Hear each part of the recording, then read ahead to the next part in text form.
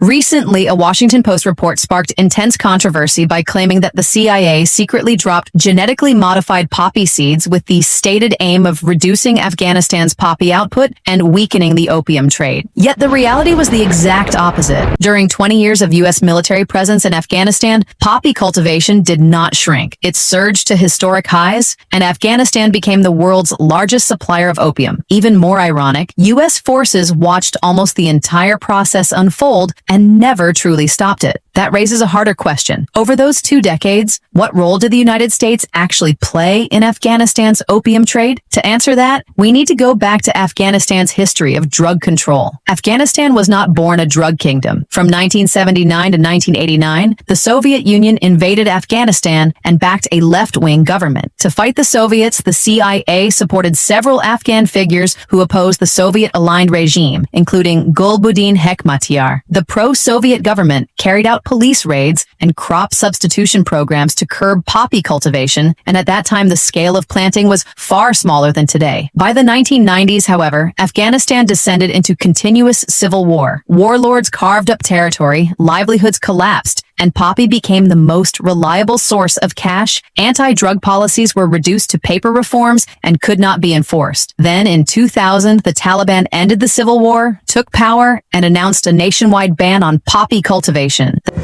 اگر نشویم سرزمین ما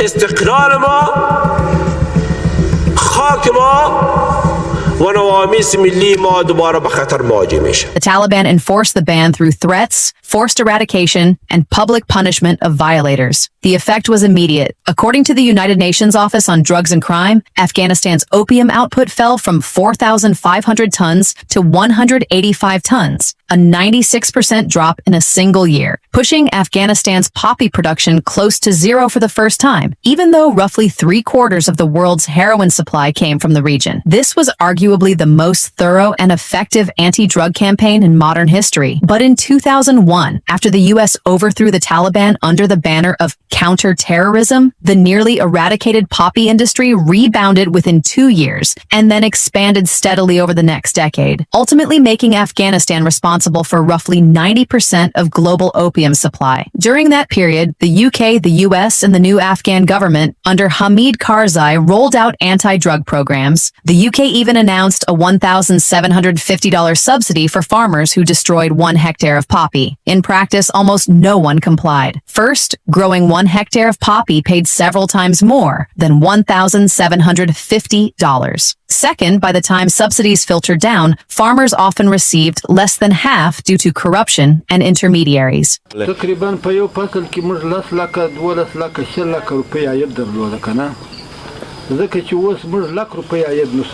The U.S. promoted wheat as a replacement crop and trained narcotics police. That the U.S. alone spent more than $8 billion to prevent opium production and trafficking in Afghanistan. And in total, roughly $9 billion was spent, with almost no measurable results. This has been called the largest failure in the history of anti-drug efforts. Yet that failure cannot be reduced to a single explanation like farmers need income.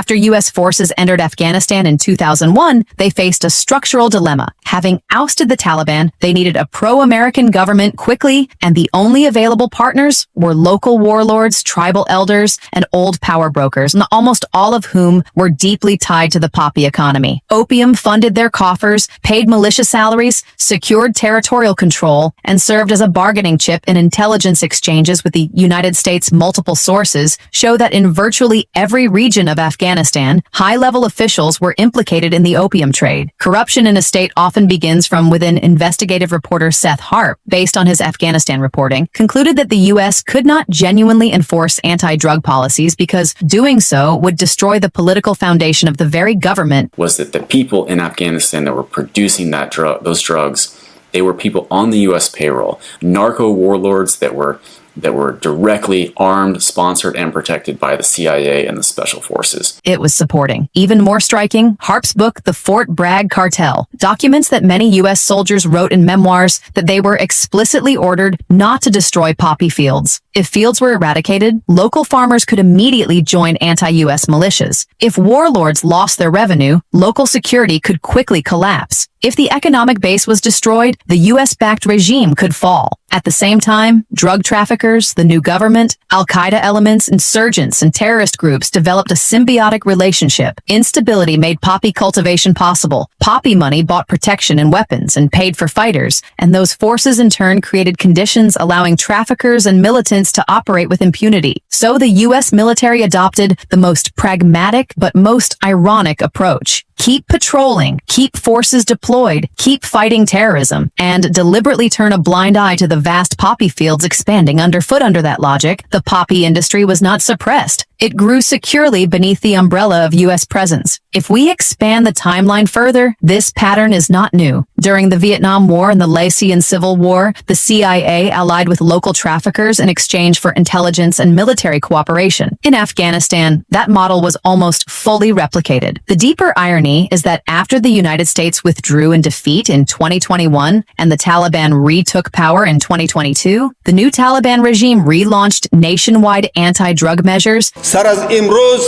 کشت همه انواع مخدرات در افغانستان ممنوع است.